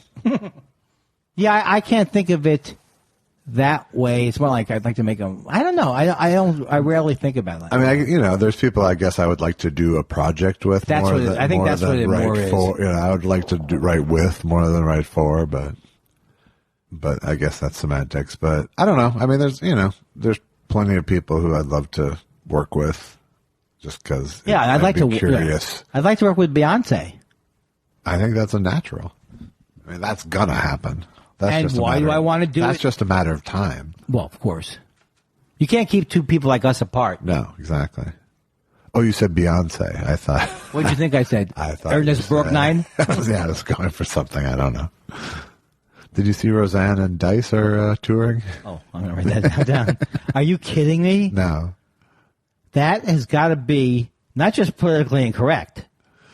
All right. Someone incorrect on every level. Oh boy. Has she gone? I haven't been following her, but has she gone more into the? I don't want to know. I don't want to know either. No, I'm done with. I don't wish anybody bad, but I'm not seeing that tour. All right. Mad City Architect says, "Can we work to get Andy Kindler on the YouTube show Hot Ones just so we can watch him ask, is it spicy 10 times?" Well, because he would be curled up in a fetal position after the first one. Going, I give. Have you seen the show? Yeah. Could you stand any of that food? No. I could stand it. Yeah, but you wouldn't. I wouldn't enjoy it. It would hurt me, but I could make it through. But I think. Like this Joe Beef guy who I read an article about in the New Yorker who's up on my Joe Beef. He said like he's sober now. Him and his partner are sober. They were drunk for a long time. And he said I drank and ate through my 30s. I drank and ate anything I wanted in my 40s. But he said in his 50s he had to kind of slow. He could start to feel it. That he had to slow down a little bit. Yeah. I don't know what the point of that story is, but I hope someone hears it and takes the message. Please stop with the. Please stop with the drinking soft and ones, smoking. the soft voice. You told me I lacked dynamics. No, I said you lacked panache. Talent. You lack talent. I like that better than panache. It seemed meaner, though. I know. That's why I liked it. Oh, I'm very okay. mean to myself. I'm sorry. M. Ledsome says, Hi, Em. Hi, Em. I feel I should ask a question just because I'm awake at the right time to do so for once. Love the show, guys. Thank you for helping me reset each week. Keep on being... Damn, forgot the question, didn't I? I think that there's nothing that makes me happier than knowing that we're making some people's Mondays. We have questions from Japan and England here. Come on, good. people. We're international. That's a globe full of happy people. And that's just the beginning. Yes. Yes. After world domination. Oh, wait. Today, Japan and London. Tomorrow, the space station and the Mars rover. As did he graph. That's the best I can do with that one. That wasn't easy for you to say. ASDDDSYK6RAF says, do you like Fender or Gibson guitars better, or do you like to play another brand? I've owned Fenders and not Gibsons. I like Les Pauls, but they're super heavy. But I like the way they play. But I've never owned one. I have a Fender. Speaking of Bill Hicks, I went guitar shopping with him, and he bought this very cool hollow body Les Paul. The hollow body, like a 335? No, it was like literally a Les Paul hollow body. Oh. Well, I had an Ibanez Les Paul copy, which was the best guitar I ever played. So that was my favorite guitar. So I never played an actual Les Paul. And the Fender Strat I have now, I haven't played it in a while, and it's hard to figure out for me. But I don't know, such great both. Are we talking pre-CBS?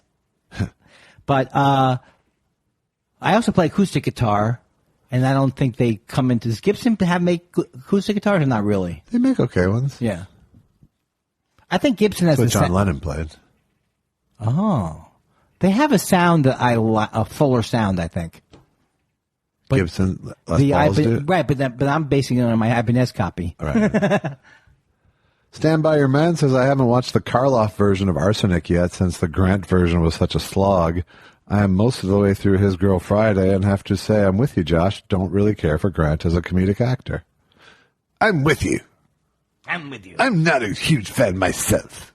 Yeah, it's just it's a little too corny. It's a little too unacted. But you know how there were actors who were considered to be sexy actors, like Gary Cooper who was considered like it would be more like Errol Flynn maybe. Yeah. Who was hot back then? Well, Cary Grant was certainly I guess so, but certainly I wasn't attracted to him. Movie star, handsome movie star placeholder for like 20 years. Right, but it wasn't. But they weren't supposed to. They were screwball comedies. They weren't supposed to be hot, sexy. No, but that's you couldn't do hot, sexy. No, and I wouldn't have wanted it. Greg Kelly says, Josh, thanks for speaking in defense of Fresh Dots. You're welcome. Speaking of candy, I seem to recall James Mason explaining the different types of M&Ms to Gregory Peck. Do I have that right? Maybe it sounds like it's not plausible. It must have happened. Well, it must have happened if he wrote those names down.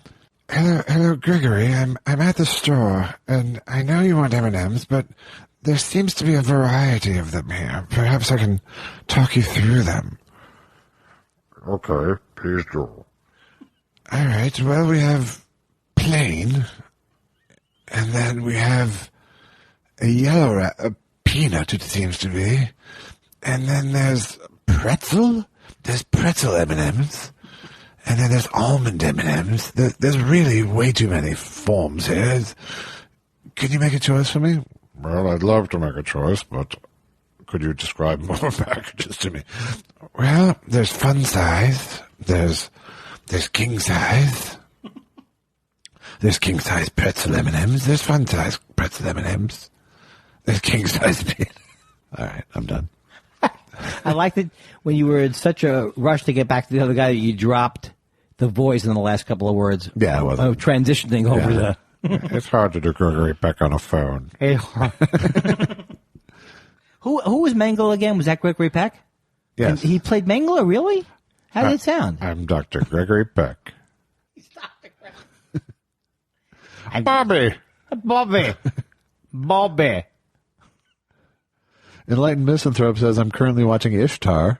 Maybe you guys can explain to me Warren Beatty's appeal. He seems to be the same guy in every film. I saw him in the Bonnie and Clyde movie, and he wasn't awful, but overall he just seems like a highly overrated actor. I tend to agree with you on that. You never, Really? Yeah, I don't feel like you ever are unaware that you're watching Warren Beatty when you're watching Warren Beatty. And I'm trying to think his credit, Shampoo was good, right? Or, it was okay. Yeah, I just didn't think he was great. Well, he's a handsome guy. He's handsome, and when he's playing a self-absorbed handsome guy, which he does in most of his movies, if you think about it, Bugsy was that, Shampoo was certainly that, Heaven Can Wait was that, Bulworth was kind of that. Bulworth was the one. Ishtar was certainly that. He was a lounge singer. And I've been told that I should see Ishtar. Ishtar Ishtar got unfairly. It's not a great movie, but it's kind of funny, right? It's pretty funny, yeah. It's Elaine May. If you've never seen it, and you can watch it without the eyes of this is. Is it long? No, it's not even long. I don't recall how long it was. It's a comedy. Seth Dix the third says, ever since I got a dog, I've been much more comfortable walking around the neighborhood smoking pot. Do you think my dog would enjoy going on these walks? Hello, even if she doesn't get high. I like the build. I like the way you bury the lead. Evan W2KA says, please bring out the Dennis Miller joke generator. You did already. Oh, is that Evan, my friend Evan, who put on the festival? I guess so. Yes, it is. I'm not sure. What did he ask for? What did you say he's asking for? Asking you to take out your app. Okay, you ready? And create some comedy. Okay, they're so masculine, they make Bartholomew de las Casas look like Michael Nesmith. How can I want to change their so. I don't know, I'm bored. I love it though. I love it. All right. All right, keep it in your pants. Wow, Seth Dick, very questiony tonight. Seth Dick III says, if comics get applause instead of laughs, that means they're pandering and lame, right? I don't think applause is ever a good sign. Laughter that goes to applause is fine. Yeah, it means that everyone digs it, and they're going to show it more. That's like a like and a retweet. But yeah, if you're just going for applause without the laughter, then you're pandering. Yeah. And I'm not about that. No. I mean, comics who do that, comics who are like that, they're so irascible they make Slim Pickens look like Pat Paulson. Okay, from now on, each question will be punctuated by a Dennis Miller joke generator joke. Larry Harold says, gentlemen, thanks for the joy. Could you share the names of any books you've read more than once? I don't know about that. Those kind of questions, I find questions like that to be so pernicious, they make Jerry Lee Lewis look like Donna Reed. I forgot the question. I was so excited about the generator. A book that you've read more than once. I've read Cuckoo's Nest, and I've read The Sun Also Rises probably 3 times. Yeah. But I can't think of anything else. Yeah, I've read interview books kind of stuff before, screenwriters on screenwriting and those kind of books more than once. Fiction I read Lamb a couple times by Christopher Moore. Is it good? Yeah, it's very good. I think I did Slaughterhouse-Five a couple times. There's been a few others, but I think I think I read The Hobbit when I was a kid, too young to read it, and then read it again later, and I was bored both times. Yeah. I haven't read any Vonnegut. Really? Not one Vonnegut book. Vonnegut's worth reading. Is Slaughterhouse-Five the one? Slaughterhouse-Five is a plenty good place to start, I think. Tommy Barcanero. Tommy Barcanero? Hey, Barcanero. Wait a second. Did I do something for that one? No, go ahead. That was Kurt Vonnegut. He was so oh Jesus! And it was so shameful that it's not working for me. All right. Tommy Barcanero says the phrase "Is it spicy?" should be applied to Andy's hot takes on the NBA. Andy, I love you, but claiming the Warriors use the name Golden State because they want to be California's team is bizarre. That minor gripe aside, thanks for another great show. The vibrato bit was gold. Well, I just happened to listen back to the Golden State thing, and I don't even think I had. It was obvious I didn't know what I was talking about, and had no. Although otherwise blameless chimes in with just a quick comment on the Golden State Warriors. I read somewhere recently that the changeover to calling them Golden State instead of San Francisco was partially due to plans to play some games in San Diego, although ultimately only 6 games were played there. Wow. The point that I was making was not valid. It seemed like a weak point when I listened back to that today. It seemed weak. It was a week. Let me tell you what. I think I pretty much called you on that at the time. No, you did. Yeah. You explained to me why it wasn't. It wasn't San Francisco or Oakland, you explained to me. Right. Yoshi Yamamoto. Yoshi Yamamoto. Yoshi Yamamoto. Yoshi Yamamoto. Yoshi Yamamoto. Is the gang getting back together? Will there be a pre-State of the Industry live test show? I'm ready to provide the laugh track and get yelled at by Andy again. I re-listened to last year's and realized my Michael Moore joke about taking Perush to dinner fell flat. Wait, did he say he doesn't live in Miami? I think he does live in Miami. But he made a joke today about living in Miami. I think he said, why does Josh not think I live in Miami? Oh, he said that he lives on the same Collins Avenue that my grandma lived on. Right. There you go. There you go. We're not doing another live test show now. Well, because it doesn't serve the podcast that well. Here's the thing: is both of our live shows have gotten fewer downloads than other shows. That's interesting because I think people like us to talk, and they don't like us to go, hey, we're live. Right. I'm not saying we won't ever do one again. Right. But the listeners have sort of spoken. In the sense that it really it's not a sweeps week sort of thing. Also, sweeps month. We don't have guests, so there's nothing like it doesn't lend itself necessarily to a live thing. No, it just takes the intimacy out of the show, right? But we do it, which just leaves us with jackassery. I think we would do it if we could make a lot of money. Yes, of course. All bets are off when bets are on. Joshua Cohn. Jewish fella, says, Andy, what happened at the end of your phone call to the Best Show last week? You seemed to suddenly vanish into thin air, leaving Tom, Tim, and James bewildered. But still talking shit about you, I'm guessing. I'll tell you exactly what happened. I used my new AirPods that stick in your ear. I used that, and Susan said that was a mistake because it sounds terrible. So I should go back to using my landline to call in, which sounds it's not a landline. It goes into my cable system, and it sounds much better than cell phones. But what I did was I touched my ear, and that turns it off. So I disconnected myself. Oops, there it was. Yoshi also wants to know, Andy, what's scarier, the idea of being punched in the face or getting force-fed a ghost pepper? I don't know what a ghost pepper is. Is it the worst? Ghost pepper is a super hot, incredibly high on the Scoville unit scale. Why does either of those things have to happen? Because you have to choose, because Yoshi Yamamoto wants to know. I would not want, what was the first choice? Being punched in the face. No, eat the pepper. Eat the pepper. Force-fed a ghost pepper.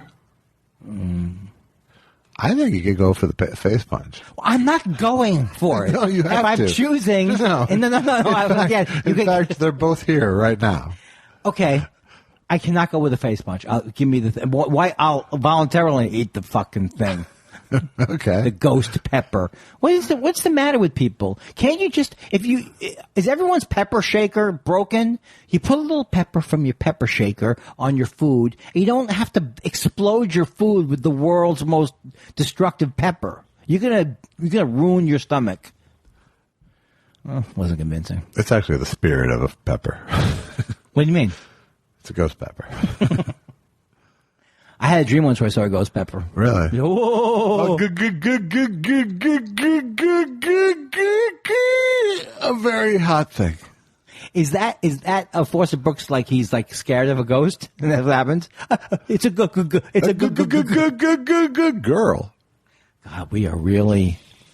If you're gonna bank on Forster Brooks impressions, That wasn't Forster Brooks. Get off my back. Get off my back. Back off. I smell her on the sixes. I'm still. It's Miller on the Sixes to tell you I still don't know anything about politics, and I'm a horrible human being. I don't know. Let's take a look. Let's see if any mail came in this week. Let's see if people sent us mail. We like to read it, and then we don't respond. Boop, boop, boop, ba-doop, boop. Whack. Mike says, hi guys, on Conan's podcast, Conan Needs a Friend, show 22, April 15th, Patton Oswalt mentions Andy at 4125, referencing a joke Andy did in the 80s. Funny for me because last year I told you that I picture Patton while hearing Andy. So hearing Patton mention Andy kind of blew my mind. I got to hear that, and I'm glad you have the exact point. Actually, I want to listen to Conan's. Everyone says Mark Maron's interview with Letterman is fantastic, and I'm behind. Yeah, I haven't heard that either. Another useless fact, I'm currently watching Freaks and Geeks for the first time. I like it. I just wish I had seen it when it first aired. Kind of dated now with all the stuff that's come out since, but the acting is cool and the writing is too, J. Elvis. Also on a show last winter, you mentioned the state of Maine, where I was born, wondering if I recall properly which famous person hailed from Maine. There's Stephen King, of course, also Patrick Dempsey. I'm a bit behind on your shows, listening to 107 right now, loving it. It's not a bit behind. It's pretty much caught up. Yeah. You didn't miss anything. You can just skip ahead right now. And what's your take on you won't hear this then. What's your take on... Oh, it's just basically feedback. Yeah. We don't have to weigh in every time. Thank you for listening, I say. Curmudgeon says, stumbled upon your podcast when I followed Andy home from the Majority Report. Well worth it. Very enjoyable. That was sort of menacing. Yeah, I think he meant... I hope he's saying he was driving home. No, he followed you home is his point. Oh, boy. Daniel says, I'm really enjoying your podcast. I was introduced to Andy Kindler from the Fitzdog Radio podcast. Josh, I didn't know you before I started listening to Thought Spiral. Josh, you are really growing on me, and I enjoy learning about your life more and more from each episode. Josh, can you talk about your role in writing the non-alcoholic keg episode on Freaks and Geeks? By far the best episode. That was the one I had the interview about today, in fact. Wow. I didn't know that question was going to be. Well, that idea, the non-alcoholic keg of beer at a party, was an idea that I had submitted as part of my audition for a writing job, basically. Judd had asked us to submit a list of show ideas, which I think might be against guild rules. It is? Yeah. Why would it be? Oh, because you're going too it's free far. work, essentially. Oh, yeah, you can take the ideas. But that aside, he wanted to use that for the first episode, and it was his idea, I think, to make it about the geeks protecting Linda Cardellini's character Lindsay from getting in trouble with a real keg, so they switched out. Oh, I see. My idea was just to bust people. They were doing it specifically to make fun of people who would be pretending to be drunk. That's so great. And did the people pretend to be drunk? I don't remember that episode. Yeah. But now, was non-alcoholic beer... well, it must have been around then, right? Near beer. Near beer. Dan continues on. Andy, I heard a podcast recently where you did the whole Mets Major League Baseball videotaping disclaimer. Was wondering, A, can you still recite it? How long did it take you to memorize it? And do you prefer numbering or lettering your points? I prefer numbering my points, but I used to know it by heart. Today's broadcast is a property of the Major League Baseball. Any publication, reproduction, or other use of the pictures, descriptions, and accounts of this game without the express written consent of the New York Mets is prohibited. But there's one line before that, though, about who owns it. Yeah. Yeah. Gotcha. Well, that's the... But as I don't know if I've told you this, but my friend and I, we would do at age like 11, we would sit in our room and we would broadcast a whole game into a reel-to-reel tape recorder. Watching it on television? I don't think so. Just making up with the I think action? we made it up. Oh, wow. That's weird, though. Do you often think back? I can remember being into things and then getting tired of it, but really being into it is amazing to me. Yeah, well, when you have a friend and that you fuel each other like that, yeah, suddenly it seems like the greatest thing in the world. Like, we're going to get famous. We're going to actually get jobs if we do this tape, we're going to actually get jobs as color commentators. Well, I was told today by some people at this shoot that Louis Armstrong used to like to record all the time, just his conversations and stuff. Yeah. So, and he loved it. But I also... That's a little narcissistic, isn't it? He would run it at parties. Hey, listen to me talking earlier. Hello, Dolly. And I was into recording just to record when it Yes, so was I. How do your eyes light up? It's just because it hurts to do the voice. It's not good. It's not. I mean, it's good, but it's not good for your voice. I see trees of green, red roses too. I see them bloom for me and you. Yeah. Well, the thing about it is, isn't this no different? We're not doing anything different now than when we first had a reel-to-reel tape recorder. No, right? we're not. I've made that point before. Oh. That we're just 8-year-olds with a tape recorder. Oh, that's right. True. Hey, I like the. Dan, let's just finish off his letter. I'm sorry. Because it's many parts now. He just wants to finish off with a couple of jabs at us. Josh, you say you know too much, and Andy, you say generally too much. I would buy that. Sure. I know I say you know too much because I have to edit this fucking thing. I think I say basic. Sometimes I get into a basically riff. I don't think I don't sense making the mouth noise as much. I don't think you ever sensed it. So it's still happening. Yeah. Oh, don't you think I'm using the mic better? I'm up on it, right? At this general? moment, you're acing it. Thank you.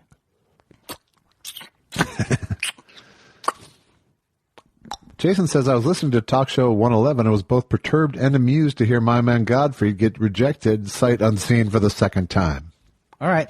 Many, many episodes back, another listener had suggested it to you, and it was brushed aside for being too old. I was a little disappointed since I'm a fan of my man Godfrey, not to overhype it, but was very pleasantly surprised by how well it held up when I watched it for the first time a couple of years ago. Then recently I got excited that you guys were moving down the AFI comedy list, and I knew that Godfrey was coming up, only to have it passed over yet again. What a roller coaster ride.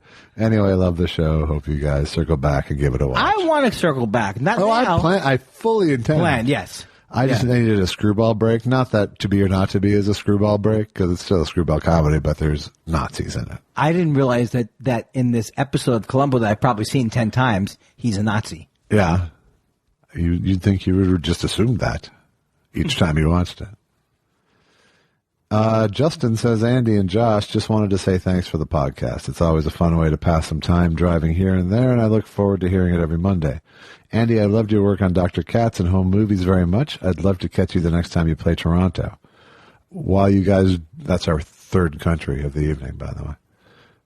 Outside, 4 if you count ours. I will be there in September. He'll be there in September. While you guys don't do it often anymore, Mr. Kindler, Mr. Weinstein never fails to make me smile.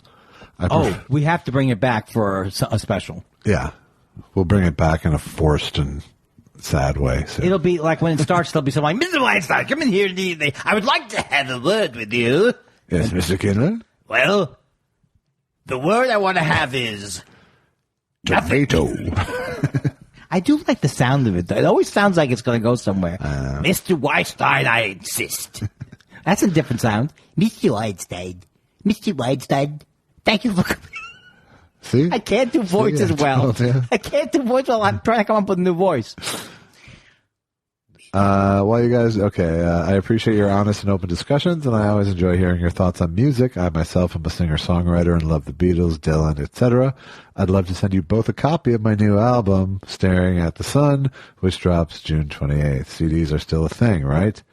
It's out on all major digital platforms, too. Knowing our shared taste, I think you'll dig it. Let me know where I can send them, and I'll ship them off to you both. Andy, be careful. Track 9 is a little spicy. I'll listen. I would like. Thanks for the laughs and rockamole. Yeah, well, we can send you Andy's P.O. box. Yes. In the email, and good luck on your album, Justin Faulkner. His album is Staring at the Sun. Drops June 28th. I like that name. Yeah, Justin Faulkner's nice. No, Staring at the Sun. Oh. I also liked, and now we're walking on the sun. I like that song. Might as well be walking on the sun. Who is that?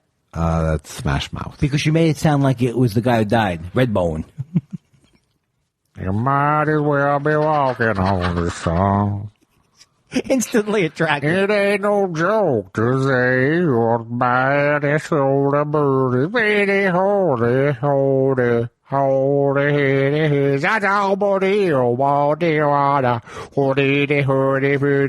Why? You might as well be walking on the sun. We really are either hitting our stride. We're children. Oh, yeah. All right.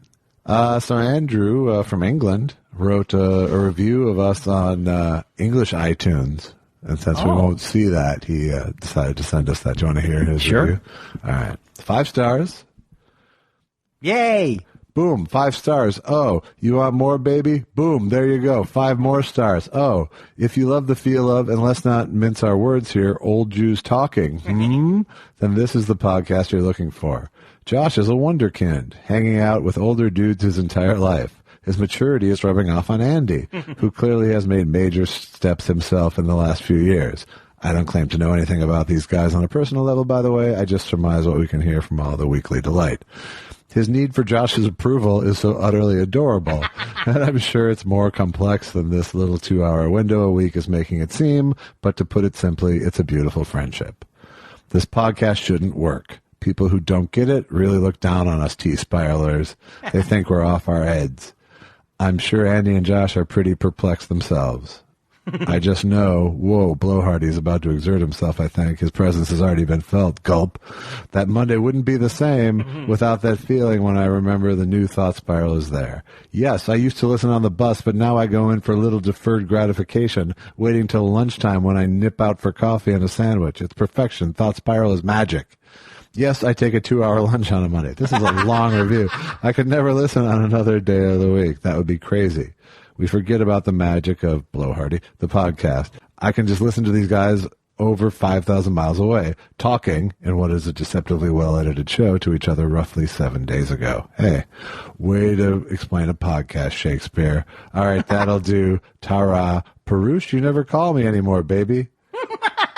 That is the great review. We were saying, how do we describe our show? And this guy has beaten us. I think he's helped us in England. He's helped us in England immensely. No, but he also, just the idea of like, it shouldn't work. No, he's right. I like that. He's right. Thank you for that. I mean, the only thing he's wrong about is that it does.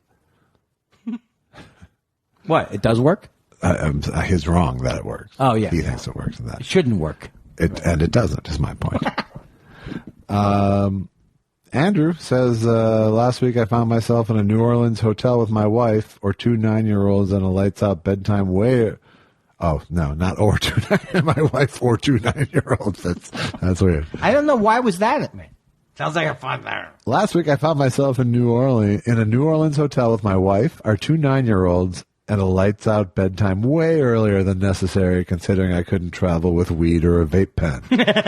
I did, however, have earphones in episode 109 downloaded. Gentlemen, I'm happy to report that your particular brand of buoyant insanity really helped me drift and unwind. I would never call Thought Spiral the vape pen of podcasts, but it was a true comfort, a wandering escape, and I was grateful to have brought you both along. Take it easy, Andy. I got to tell you, we got to read more of the emails because these people are on fire. They're taking the format of email and they're using it to to praise us. It's really nice. I like that twist. Anyway, well, that's our show for tonight. Please pre-order my album, Elvis Weinstein Chunks. It's available for pre-order on iTunes, on Amazon, on Google. I'll put a link at the top of our Twitter page. Check out our merch on Zazzle.com/thought_spiral. Also, I'll be at Acme Comedy Company. And Andy will be at Acme Comedy Company on the 8th or something? The 8th through the something? Tuesday through Saturday of that week, of the second week. Okay, that's probably the 9th. Yeah. So please come down, say hello to me, and I still don't have the CD that I was supposed to be bringing to sell. Well, you can pre-order mine. That's right, and talk about that. It'll come while Andy is there. Hey, why don't you pre-order Josh's, print out a copy, and then I'll sign it. There you go. Josh, I'm going to miss you. It's my mother's 90th birthday. Please wish your mother a happy birthday. I know you don't talk about me with her, but... Do you know, I don't think I've talked about her. You know, if I was... Does he know I have Parkinson's? You should tell him I have Parkinson's. Why don't we record this? This will be my great... But Josh wanted to say a couple of things to you. Yeah, with the Parkinson's. Would you like some kugel? Is it spicy? I have Parkinson's. Good night. I think that's a good ending. Okay.